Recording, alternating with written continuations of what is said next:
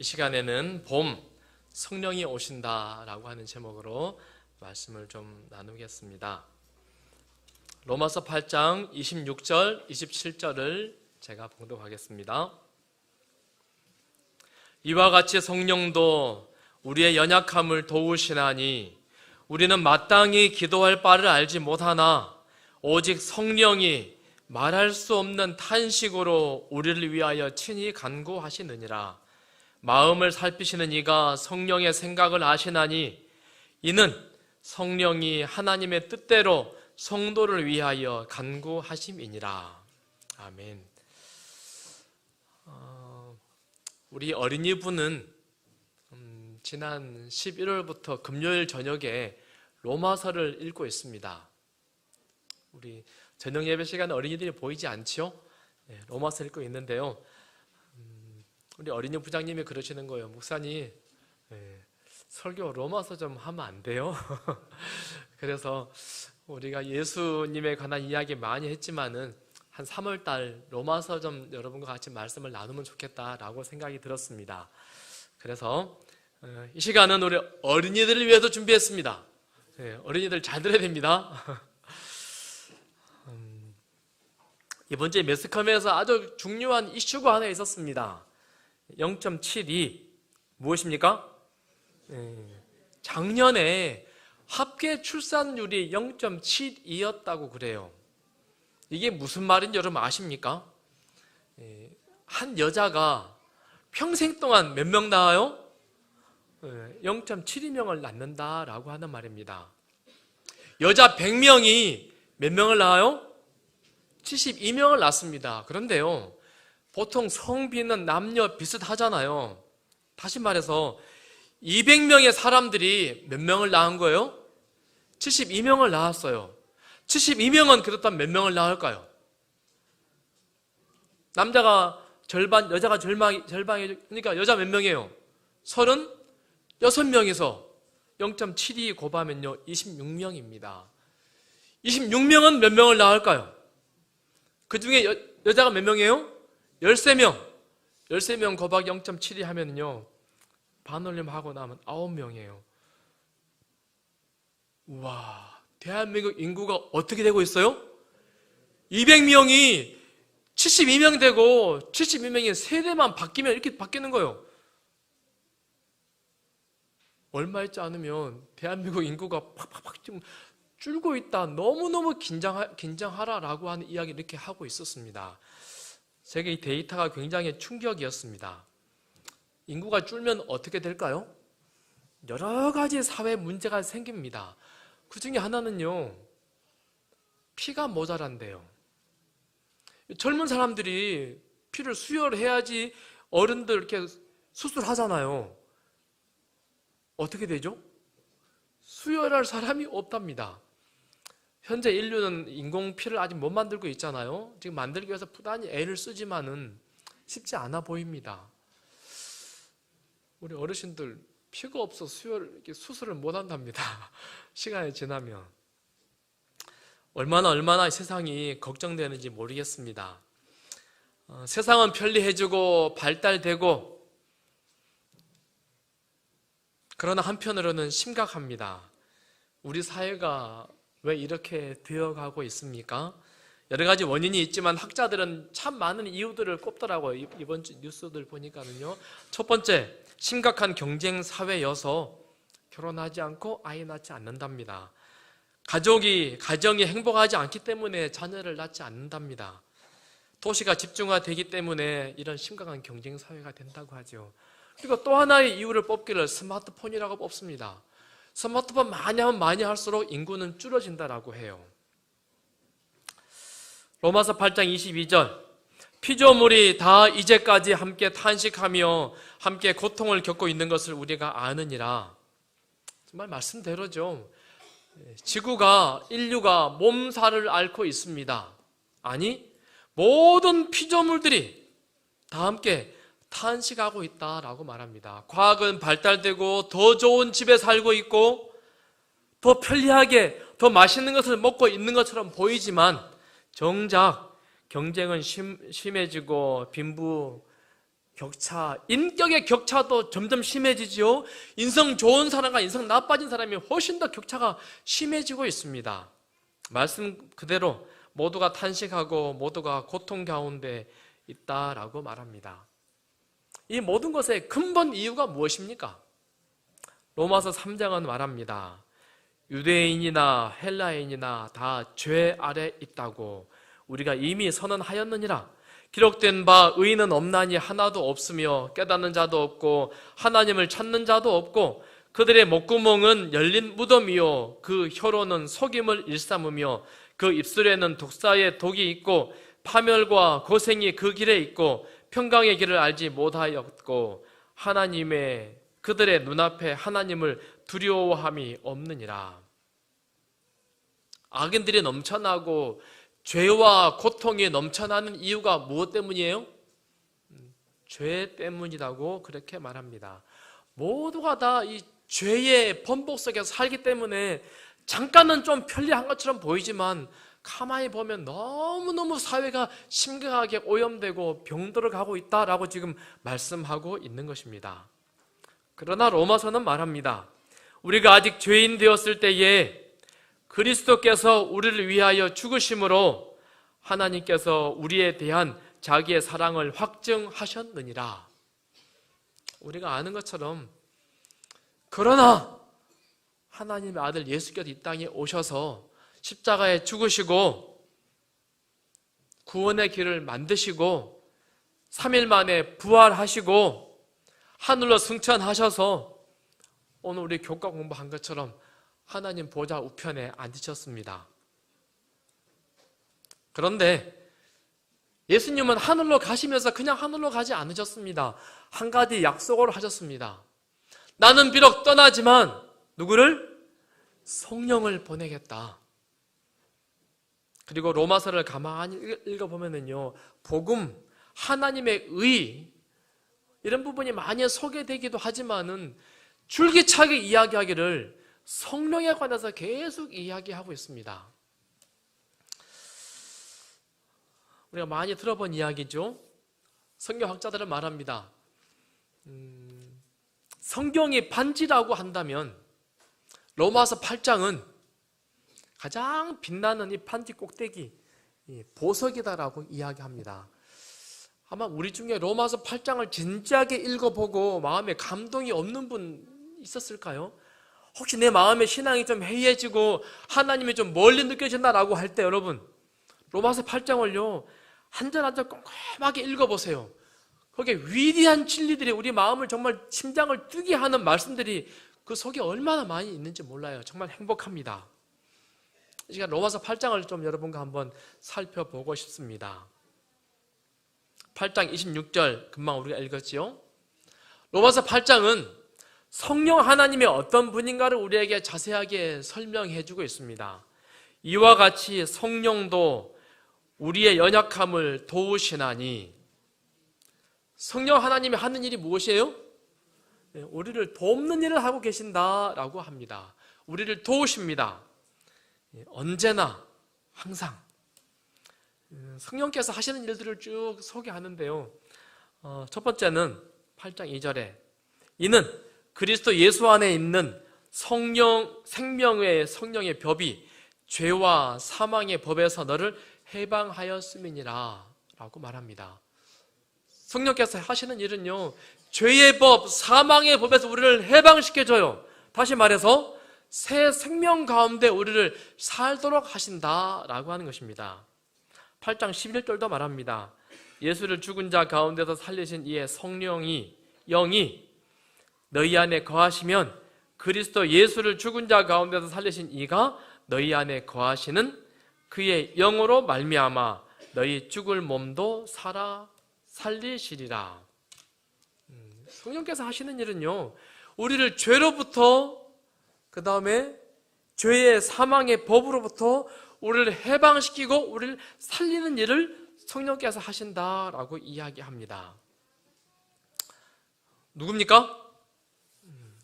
찰스 핀이라고 하는 사람이에요. 우리 기독교 개신교 사회에서 정말 유명한 목사이고 신학자입니다. 이 사람이 변호사였습니다. 그런데요, 미국 변호사로서 어떻게 하면 유능한 변호사가 될까 곰곰이 고민하다가, 야, 미국의 법 체계는 다 그 배경이 성경에서 왔구나라고 그가 깨달았어요. 근데 성경을 내가 잘 알면 변호사로서 승리할 수 있겠구나. 성경을 읽기 시작했어요. 꼼꼼하게 성경을 읽었습니다. 근데 성경을 가만히 읽다 보니까는 그의 마음에 울림이 있었어요. 아, 이 성경은 정말 살아계신 하나님의 말씀이구나. 그리고는 말씀 속에서 큰 은혜들을, 진리들을 그 사람이 발견하게 되었습니다. 그리고 어느 말씀을 읽었어요. 예레미야 29장. 너희가 전심으로 나를 찾고 찾으면 나를 만나리라. 그래서요, 변호사 사무실에서 무릎을 꿇었습니다. 하나님, 어디 계십니까? 내가 주님을 만나고 싶습니다. 간절히 기도했어요. 그런데 어느 날 이렇게 그가 고백합니다. 성령이 내 몸과 영혼을 통과하는 것처럼 내 위에 임재하였다. 나는 나를 통하여 계속 흐르는 어떤 전기의 흐름 같은 인상을 느낄 수 있었다. 참으로 사랑의 파도가 흘러내리는 것 같았다.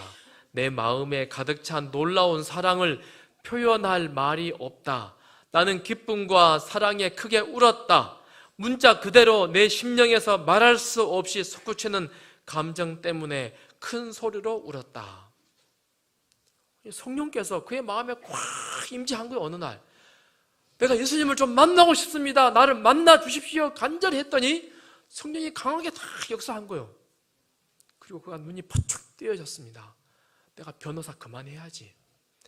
예수님을 변호하는 사람이 되어야겠다라고 결심하고 신학교로 가서 목사가 되었습니다. 그리고 미국 사회를 성령의 불길로 확 일으키는 소위 제2 영적 부흥 운동을 이 사람이 이끕니다. 또 다른 사람이에요. 엘렌 화이트입니다.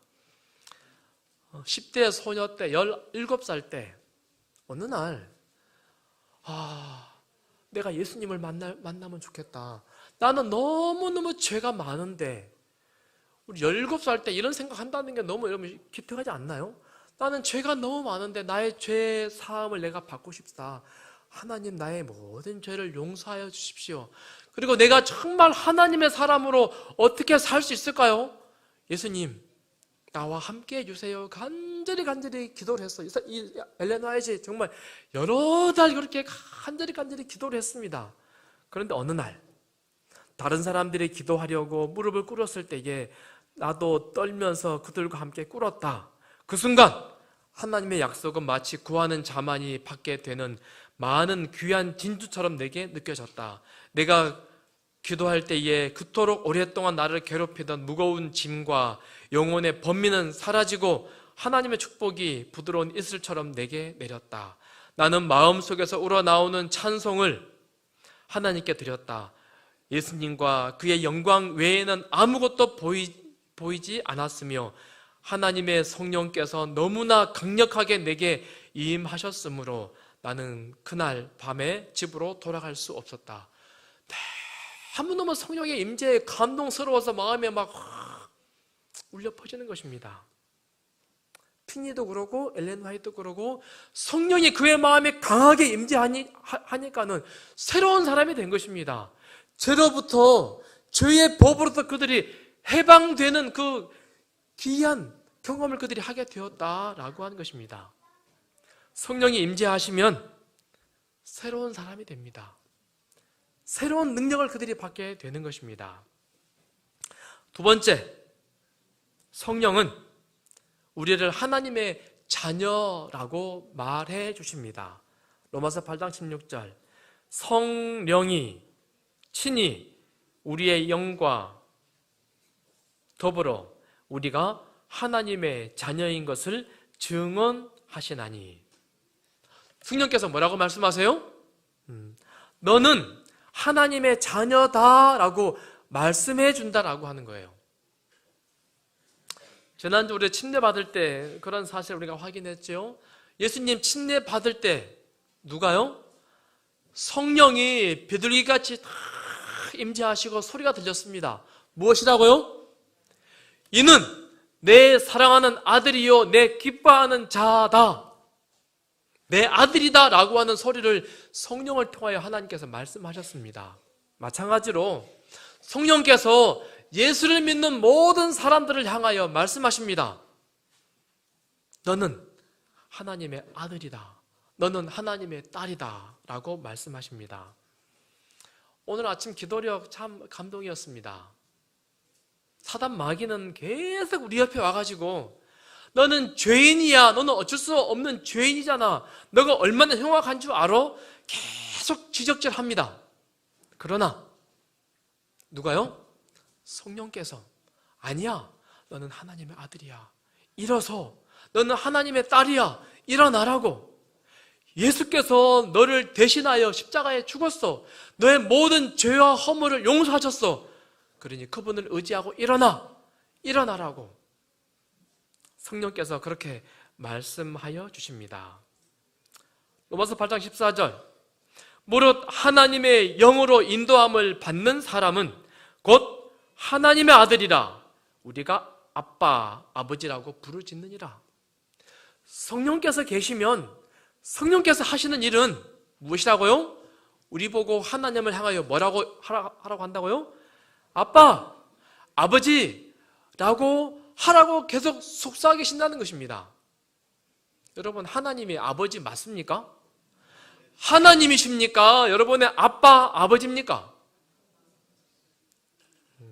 하나님을 아버지라 안 부르십니까? 네. 언젠가 우리 딸에게 그랬어요. 아빠 용돈 줘 라고 말하면 내가 기분이 좋다? 그랬더니 수시로 아빠 용돈 줘.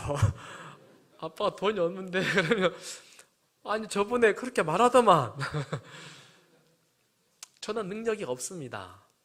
그러나 우리 하나님은요, 하나님을 향하여 아빠, 아버지 하고 부르면 제가 우리 자녀들이 아빠, 아버지라고 부르면서 행복해 하는 것 이상으로 너무너무 행복해 하십니다. 우리 하나님을 향하여 아빠, 아버지라고 많이 부르짖는 우리 빛고울교회 모든 성도들이 되기를 간절히 소원합니다. 혹 나는 믿음이 없고 혹 나는 잊어버려서 못한다 할지라도 성령께서 그렇게 하도록 계속 우리에게 힘을 불어 넣어주시고 아빠라고 해, 하나님을 아버지라고 해. 그분은 얼마나 좋은 분인 줄 알아? 감동을 계속 불어 넣어주신답니다. 우리가 마음을 열고 하나님을 향하여 문을 열 때에 성령께서 그 일을 우리에게 하신다라고 하십니다. 세 번째, 성령께서 하시는 일은 우리를 위하여 탄식하시며 기도하신다라고 하십니다. 우리 8장 26절 같이 읽어보실까요? 한번. 기도할 바를 시작. 기도할 바를 알지 못하나 오직 성령이 말할 수 없는 탄식으로 우리를 위하여 친히 간구하시느니라. 우리는 기도할 바를 알지 못하나 오직 성령이 말할 수 없는 탄식으로 우리를 위하여 친히 간구하시느니라. 성령께서 하시는 세 번째 역할은요, 뭐 하는 거예요? 우리를 위해서 대신 기도해 주는 역할을 하신다라고 하세요. 예수님은 제자들과 함께 3년 반 살면서 같이 먹고 같이 자고 수많은 이적을 같이 행했습니다. 물론 예수님이 하시지만은 제자들은 예수님이 기적을 행하실 때 옆에서 같이 보고 예수님을 돕는 조력자들이었습니다. 그리고 뿔뿔이 흩어져서 제자들이 열심히 전도 활동도 했습니다. 제자들 마음 가운데 예수님과 함께 있으니까 내가 참 힘이 된다, 뭐든지 할 수 있겠다, 이 용기가 충천했을 것입니다. 그런데 어느 날 예수님께서 오늘 밤 이 밤 먹고 나면 너희들 다 뿔뿔이 흩어질 것이다. 제자들이 말합니다. 절대 그럴 일 없습니다. 죽는 데까지 주님과 같이 가겠습니다. 베드로는 뭐라고 말합니까? 내가 목숨을 버릴지언정 내가 죽더라도 주님을 배신하지 않습니다. 절대로 가지 않습니다. 예수님이 뭐라 말씀하시죠? 닭이 2번 울기 전에 네가 3번 나를 부인할 거야. 그러나 예수님께서 말씀하신 대로 닭이 꼬꼬댁 두 번 울기 전에 베드로가 예수님을 배반하지요. 나 저 사람 모른다고. 나를 어디다가 저 사람하고 같은 취급하고 있냐고 탁 털어버리는 그런 역할을 합니다. 그런데 예수님께서 너희들이 다 나를 떠날 거야 라고 하시면서 아주 긴 설교를 하십니다. 요한복음 14장부터 16장까지 만찬정 사역에서 설교하시는데요, 예수님의 설교의 주된 제목은 이것입니다. 내가 아버지께 구하겠으니 그가 또 다른 보혜사를 너희에게 주사 영원토록 너희와 함께 있으리라 하시니, 다시 말해서 나는 떠난다. 그러나 너희들 홀로 남겨두지 않을 거야. 누가 올 거야? 보혜사, 성령께서 오셔서 너희들을 다 지켜줄 것이다 라고 하는 말씀을 예수님께서 하십니다. 그리고 나서 말씀하시기를 성령을 주신다는 말씀을 여기 요한복음 14장에 여러 번 말씀하세요. 너희들을 고아처럼 결코 버려두지 않을 것이다 라고 말씀하십니다. 그런데 보혜사라고 하는 말이 뭐죠? 헬라어로는 파라클레토스라고 하는 말입니다. 파라라고 하는 말은 옆에 누구 옆에 있단 말이죠. 클레토스라고 하는 건 돕는 자라고 하는 뜻인데요, 좀 더 직역하자면 옆에서 위로하는 자, 옆에서 권고하는 자, 옆에서 돕는 자라고 하는 거예요. 사실 요한복음 14장 이 말씀이 우리에게 얼마나 큰 위로가 되는지 모르겠습니다. 예수님 지금 어디 계십니까? 하늘에 가 계세요. 그리고는 그분은 하늘에만 계시는 것이 아니라 그분 대신해서 돕는 자를 어디에 보내셨어요? 우리 옆에, 여러분 오른쪽에 혹은 왼쪽에 우리 옆에 늘 계셔서 우리를 계속 위로하세요. 우리를 계속 권고해 주십니다. 우리를 계속 돕는 자로 그분께서 성령을 우리에게 보내주셨습니다. 얼마나 감사한 일인지 모르겠습니다. 그리고 그 성령께서 우리 옆에서 하는 일이 있는데 뭐라고요? 피조물들이 다 이제까지 함께 탄식하며 함께 고통을 겪고 있는 것을 우리가 아느니라. 그뿐 아니라 또한 우리 곧 성령의 처음 익은 열매를 받은 우리까지도 속으로 탄식하여 양자 될 것 곧 우리 몸의 성량을 기다리느니라. 성령이 우리 옆에 계시는데 온 지구가 다 탄식하고 있어요. 탄식이 뭐죠? 여러분 탄식해 보셨습니까? 우리 어린이들 탄식이 뭔지 아시나요? 막 소리내면서 엉엉 아주 슬퍼서 우는 것을 탄식이라고 하는 것입니다. 근데 누가 탄식합니까? 피조물들이. 개도 고양이도 나무도 모든 우주에 있는 모든 것들이 다 지구가 점점 타락하고 오염되어 가는 모습 보고서는 지구가 몸살을 앓고 있기 때문에 탄식한다 그래요. 또 누가 탄식합니까? 우리들도, 하나님 백성이라고 하는 우리들도 탄식합니다. 여러분 인생 살기 행복하고 좋습니까? 탄식할 일이 많이 있습니까? 후자입니까? 마냥 즐거운 애들도 있지 않을까요? 그 다음에 또 누가 탄식합니까?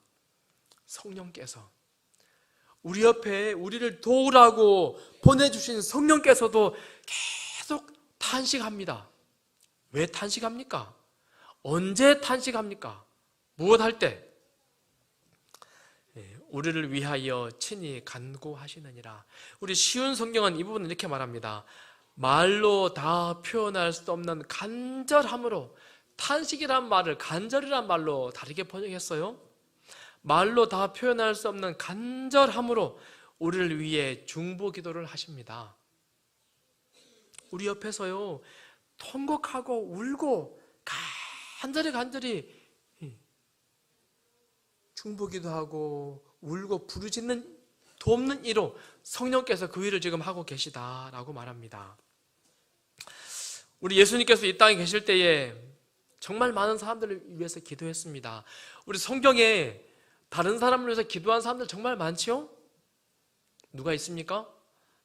아브라함도 기도하고 많은 이웃 사람들을 위해서 기도하죠. 다니엘도 이웃 사람들을 위해서 정말 많이 기도하고, 사무엘도 다른 사람들을 위해서 기도하고, 특별히 예수님, 시몬아 시몬아 보라, 사탄이 너희를 밀가부르듯 하려고 요구하였으나 그러나 내가 너를 위하여 내 믿음이 떨어지지 않기를 기도하였노니 너는 돌이킨 후에 내 형제를 굳게 하라. 예수님께서 베드로를 향해서 간절히 기도했기 때문에 베드로가 3번이나 예수님 배반하고 배신하고 일어나서 가버렸지만 그가 돌아올 수 있었던 것 아니겠습니까? 예수님은 기도하십니다. 누가복음 22장. 예수께서 힘쓰고 애써 더욱 간절히 기도하시니, 예수님은 기도를 이렇게 하십니다. 성령은 기도를 어떻게 하십니까? 탄식하며 기도하십니다. 우리 사랑하는 빛거울 성도들이시여, 우리도 이렇게 기도해야 합니다. 열심으로 탄식하며 힘쓰고 애써 더욱 간절히 그렇게 기도한다라고 말해요. 스펄전은 이렇게 말합니다.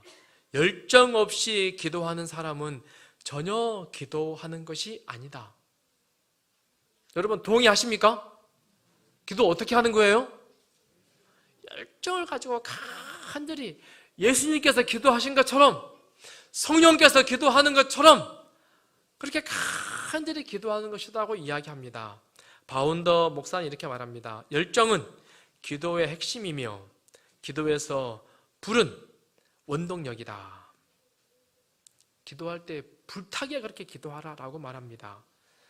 엘렌 화이트 이렇게 말합니다. 기도는 가정, 교회, 선교 생활에 필요하다.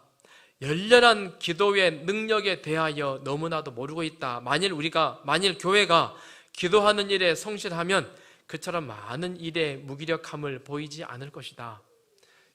열렬히 기도하면 우리가 능력이 있을 것이다 라고 말합니다. 그런데 불행하게도 이렇게 우리가 기도 잘하지 않습니다. 그래서 누가 대신 기도해요? 성령께서.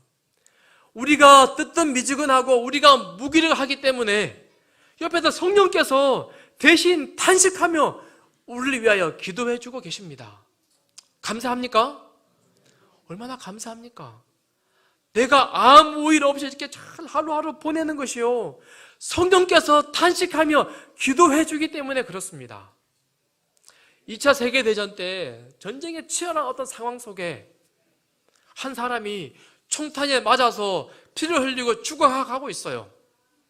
저기 뒤에서 아군이 그 사람을 구출해야 되는데 용기 있는 사람이 없는 거예요. 그런데 한 사람이 벌떡 일어나서는 저 혹시 시계 있습니까? 왜요? 몇 시입니까? 시계 보니까 오후 2시. 오후 2시입니다. 제가 가겠습니다. 막 달려가가지고 그 사람을 끄집어 내갖고 왔어요. 사령관이 너 지금 이렇게 무모한 일을 할래? 총 맞으면 죽는 거야. 아니요, 지금 2시입니다. 2시가 뭔데? 시골에 있는 우리 어머니께서요, 날마다 매일 2시만 되면 전장에 나가 있는 절 위해서 간절히 기도하고 계세요. 나를 위해서 열렬하게 자기 아들을 목숨을 내놓고 기도하는 어머니가 계시는데 제가 무엇이 더 두렵겠습니까? 그래서 내가 용기 있게 갔다 올 수 있었습니다. 우리도 그렇게 열렬히 기도하는 사람들이 되어야 합니다. 그러나 우리가 그렇게 믿음이 없어서 기도하지 못한다 할지라도 예수께서 하늘로 가시면서 누구를 보내셨어요? 성령을 보내셨어요. 말할 수 없는 탄식으로 우리를 위하여 간절히 기도하고 계시답니다. 얼마나 감사한지 모르겠습니다. 우리도 예수님처럼, 우리도 성령님처럼 간절히 기도하는, 그들의 기도의 모델을 따라가는 그런 성도들이 되기를 간절히 소원합니다. 어느 날 하나님이 거지한테 왔습니다. 내가 너에게 소원 3가지를 들어주겠다. 무슨 소원을 들어줄까? 그랬습니다. 거지가 뭐라 했을까요? 여러분에게 소원 3가지 말하면 뭐 말하겠습니까? 미리 정해놓은 분 계십니까? 네. 거지가 말합니다. 네, 정말 큰 깡통 하나만 주십시오. 내가 밥을 빌어 먹어야 되는데 깡통이 작아가지고 힘듭니다. 그래? 하나님이 깡통을 탁 주셨어요. 며칠 뒤에 하나님이 다시 거지를 찾아왔어요. 자, 두 번째 소원이 뭐냐? 했더니 뭐라 그랬을까요? 깡통을 들고 다니니 깡통이 녹이 있습니다. 무슨 깡통? 녹슬지 않는 스테인리스 깡통을 주십시오. 그래, 하나님의 스테인리스 깡통을 탁 줬습니다. 이야, 하나님 정말 감사합니다.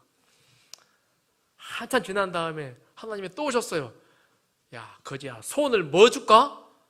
하나님, 스테인리스 깡통을 들고 다니다 보니까 밥이 식어서 안 되겠습니다.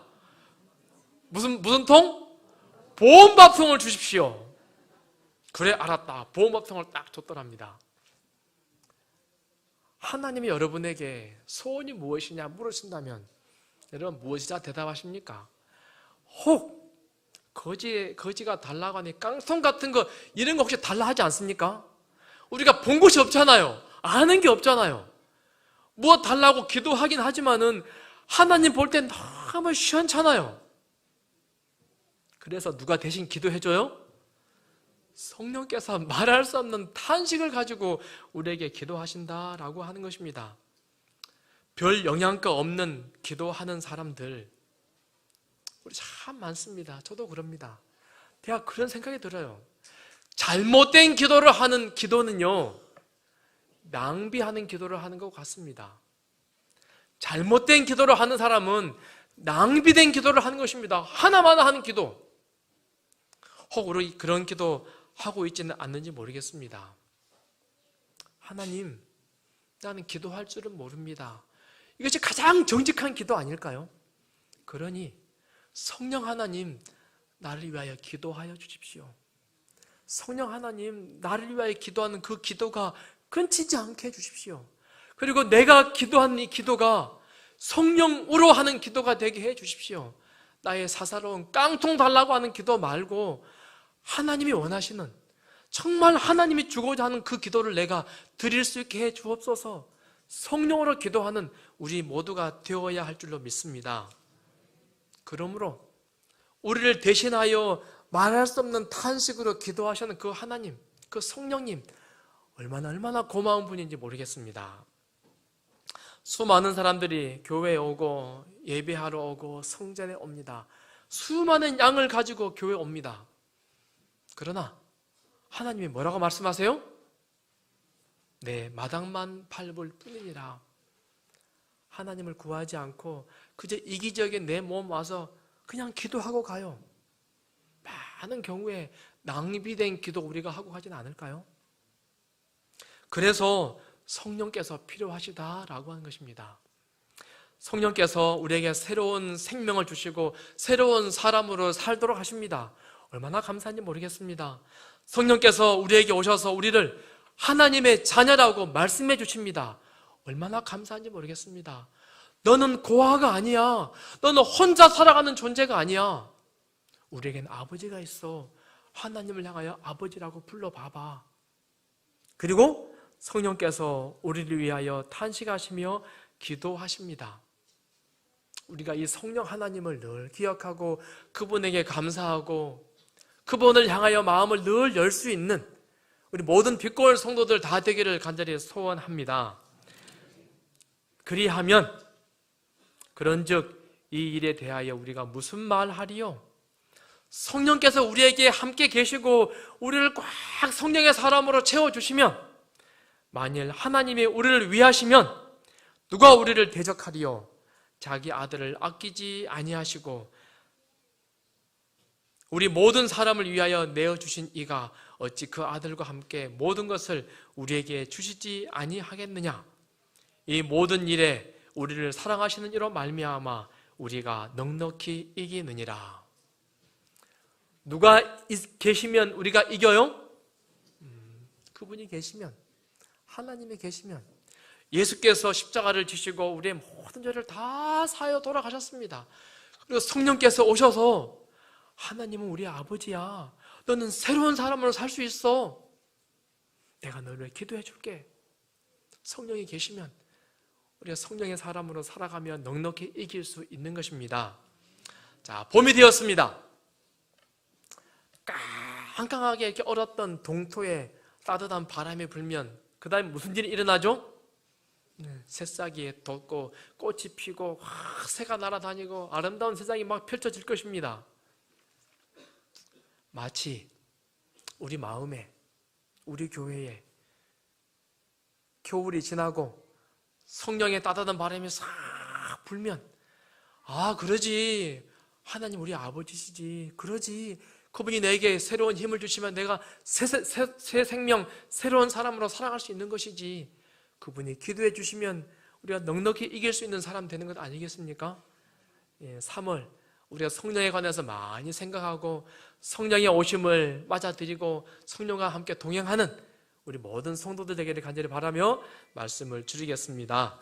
이 시간 성령의 임재를 더 간절히 기도하는 그런 시간